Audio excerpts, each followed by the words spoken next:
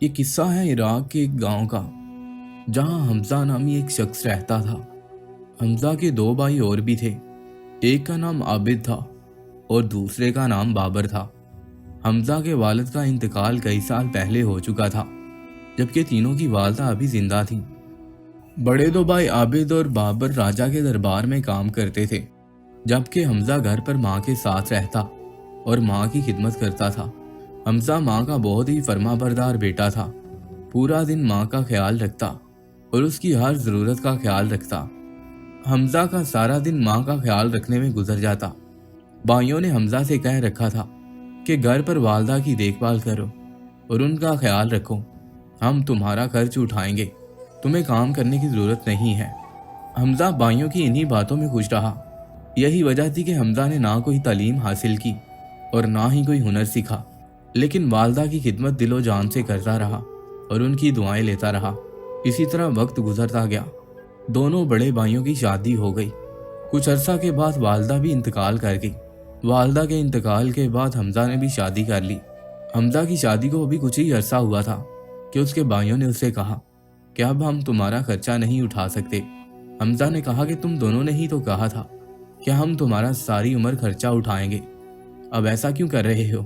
دونوں بھائیوں نے کہا تم تو جانتے ہی ہو کہ اب ہمارے بیوی بچے ہیں، ہم ان کے خرچے اٹھائیں یا عمر بھر تمہیں ہی کھلاتے رہیں؟ بھائیوں کا جواب سن کر حمزہ بہت دکھی ہوا اور گھر آ کر افسردہ حالت میں بیٹھ کر رونے لگا۔ ان دنوں راجا کے ہاں ایک آدمی کی ضرورت تھی، اور آدمی بھی ایسا جو بہت عقل مند ہو۔ حمزہ کی بیوی نے اسے رونے کی وجہ پوچھی تو اس نے ساری بات بتا دی۔ حمزہ کی بیوی بہت عقل مند عورت تھی۔ اس نے اپنے پاس جمع کچھ پیسے لیے اور حمزہ کو دے کر کہا کہ وہ بازار جائے اور وہاں سے جا کر ایک سفید لباس اور ایک جوتا اور ایک چھڑی لے کر آئے۔ حمزہ بیوی کی بات سن کر بازار سے ساری چیزیں لے آیا۔ اس کی بیوی نے کہا کہ اب ایسا کرے کہ جہاں آپ کے دونوں بھائی کام کرتے ہیں وہاں جائے اور جا کر پورے اعتماد اور پورے یقین کے ساتھ بات کرے۔ یہ ظاہر نہ کرے کہ وہ ایک ان پڑھ ہے اور آپ کو دنیاوی معلومات کا کوئی ہنر نہیں ہے۔ جو بھی بات کرے وہ ڈٹ کر جواب دے۔ جب حمزہ محل میں پہنچا تو اس نے دیکھا کہ وزیر کے پاس پہلے ہی دو لوگ نوکری کی تلاش میں آئے ہوئے ہیں۔ وزیر نے کہا اگر تم تینوں میں سے جس نے اس بات کا جواب دے دیا کہ میری مٹھی میں بند کیا ہے تو میں اسے نوکری پر رکھ لوں گا۔ پہلے شخص نے جواب دیا آپ کی مٹھی میں سونے کی انگوٹھی ہے۔ وزیر نے نفی میں سر ہلایا اور اسے چلتا کیا۔ اس کے بعد وزیر نے دوسرے سے پوچھا تم بتاؤ میری مٹھی میں بند کیا ہے؟ اس نے جواب دیا کہ آپ کی بند مٹھی میں ہیرے کی انگوٹھی ہے۔ اس بار وزیر نے نفی میں سر ہلایا اور اسے بھی چلتا کیا۔ اب پیچھے صرف حمزہ ہی بچا تھا۔ وزیر نے کہا بھائی تم تو مجھے ذہین اور عقل مند معلوم ہوتے ہو، اب تم بتاؤ کہ میری بند مٹھی میں کیا ہے؟ حمزہ نے ہلکی اور دبی سی آواز میں کہا آپ کی مٹھی خالی ہے۔ وزیر نے اپنی مٹھی کھولی تو وہ واقعی خالی تھی۔ وزیر نے سوچا کہ یہ بندہ تو بہت ہی عقل مند ہے، اس کو تو پتہ چل گیا ہے کہ میری مٹھی میں کیا ہے۔ اس نے راجا سے کہا یہ بندہ بہت عقل مند ہے۔ راجا نے اسے ماہانہ 3000 دینار پر رکھ لیا۔ حمزہ خوشی خوشی گھر آیا اور بیوی کو ساری بات بتائی اور کہا کہ آج جگاڑ لگ گیا ہے اور اللہ نے مجھے بچا لیا ہے۔ اس کی بیوی نے خدا کا شکر ادا کیا اور کہا کہ آپ صبح کام پر جائیں اور جا کر اپنی جگہ پر خاموشی سے بیٹھ جائیں، کسی سے کوئی فالتو بات نہ کیجیے گا۔ اگر اللہ نے آپ کی روزی کا نظام چلا دیا تو ایسے ہی چلنے دیں۔ چند دن گزرے۔ راجا کی بیٹی اور اس کی چند سہیلیاں نہر پر گئیں۔ وہاں انہوں نے منہ دھویا۔ اتفاق سے راجا کی بیٹی کی ہیرے کی انگوٹھی وہاں گم گئی۔ راجا کی بیٹی کی حفاظت کے لیے مامور سپاہیوں میں حمزہ بھی تھا۔ حمزہ نے دیکھا کہ ایک بطخ نے وہ انگوٹھی کھا لی ہے۔ حمزہ نے ایک پتھر اٹھا کر بطخ کو مارا جو اس کی ٹانگ پر زور سے لگا۔ وہ لنگڑاتی ہوئی پانی میں چلی گئی اور باقی بطخوں کے ساتھ جا کر مل گئی۔ راجا کی بیٹی جب سیر و تفریح سے فارغ ہوئی تو اس کو محسوس ہوا کہ اس کی ہیرے کی انگوٹھی گم ہو گئی ہے۔ جب راجا کو اس بات کا پتہ چلا تو راجا نے وزیر سے کہا کہ جو نیا عقل مند آدمی رکھا ہے اسے تو بلاؤ ذرا۔ وزیر نے اسے بلایا اور راجا کے دربار میں حاضر کیا۔ راجا نے کہا کہ میری بیٹی کی ہیرے کی انگوٹھی گم گئی ہے، کیا تمہارے پاس اس کا کوئی حل ہے؟ حمزہ نے کہا جی ہاں حضور، میری ایک گزارش ہے کہ نہر سے ساری بطخیں منگوائی جائیں۔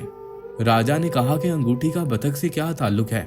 اس نے عرض کی اے راجا آپ حکم تو صادر فرمائیے۔ राजा ने हुक्म जारी किया और बतख लाई गई। हमजा ने सारी बतख में से जो लंगड़ा रही थी उसे पकड़ लिया और उसे पकड़कर ज़िबा करने को कहा। हमजा की बात सुनकर राजा बड़ा हैरान हुआ कि ये क्या हो रहा है। जब उसे ज़िबा किया गया और उसका पेट चाक किया गया तो उसमें से वो अंगूठी मिल गई। राजा ने हमजा को अपने पास बुलाया और शाबाशी दी और उसकी तनख्वाह 3000 मजीद बढ़ा दी। हमजा ने दिल में सोचा कि वो इस आजमाइश से भी पास हो गया। उसने घर आकर बीवी को सारा माजरा सुनाया और बताया कि तनख्वाह भी दुगनी हो गई है। बीवी ने कहा कि अल्लाह ने अगर हालात सीधे किए हैं तो आगे भी इंशाल्लाह बेहतरी होगी।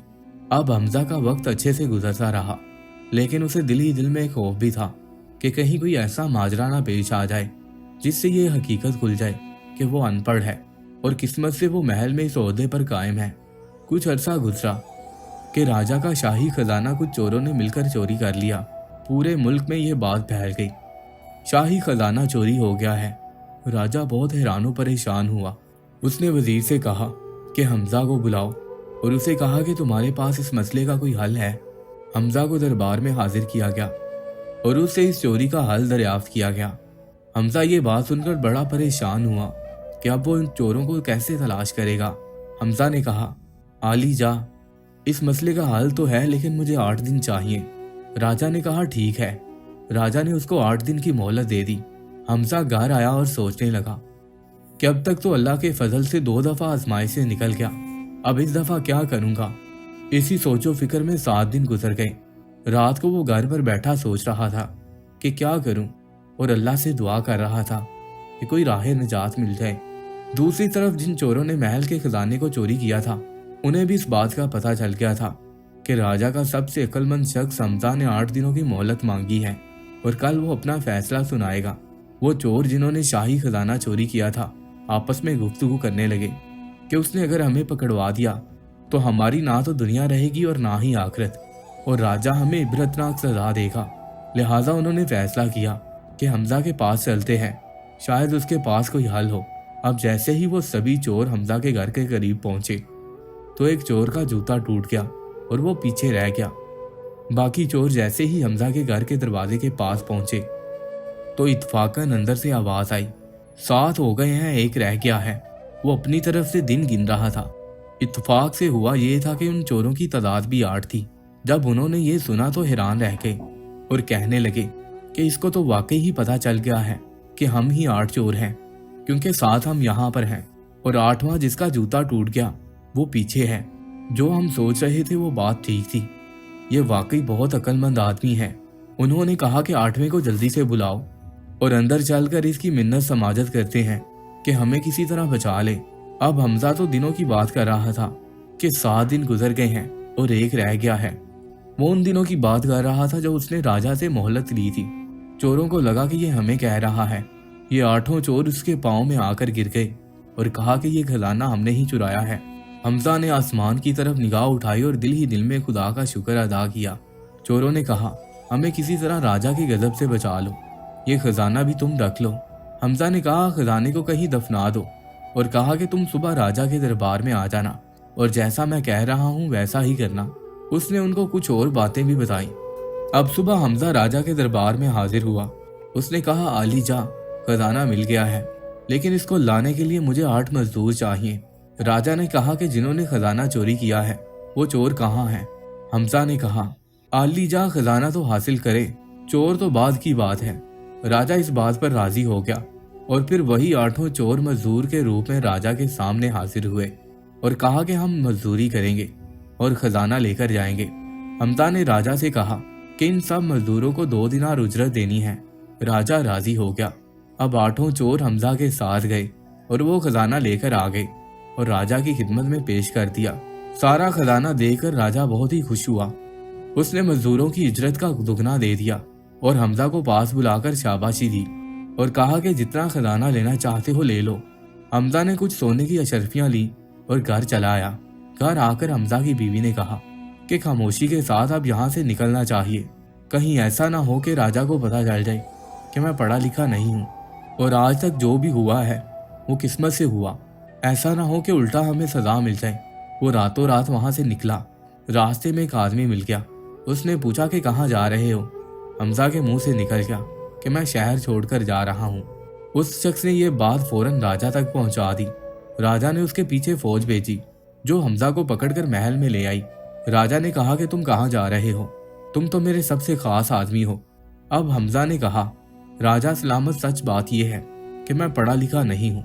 जितनी बार भी आपने मुझे हुक्म दिया अल्लाह ने मुझे बचा लिया और मैं आजमाइश से निकलता रहा। और फिर उसने सारी बात राजा को बता दी कि कैसे माँ की खिदमत की खातिर उसने दुनिया का कोई हुनर नहीं सीखा।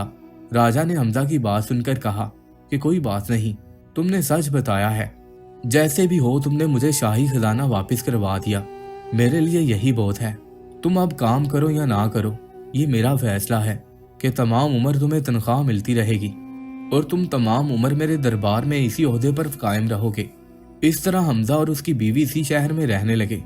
दोस्तों, इस कहानी से ये सबक मिलता है कि माँ की खिदमत इंसान के कदमों में सब कुछ लाकर रख देती है।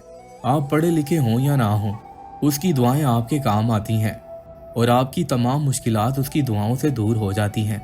एक वक्त था कि हमजा अपने भाइयों के रहमो करम पर जी रहा था, लेकिन फिर माँ की खिदमत ने उसे एक बड़े ओहदे पर फायज कर दिया। दोस्तों, उम्मीद करता हूँ आपको ये आज की कहानी बहुत पसंद आई होगी। पसंद आने की सूरत में इसे अपने दोस्तों के साथ लाजमी शेयर कीजिएगा और हमारे चैनल को भी सब्सक्राइब कीजिएगा। मिलते हैं एक और नई वीडियो के साथ, तब तक के लिए अल्लाह हाफिज़।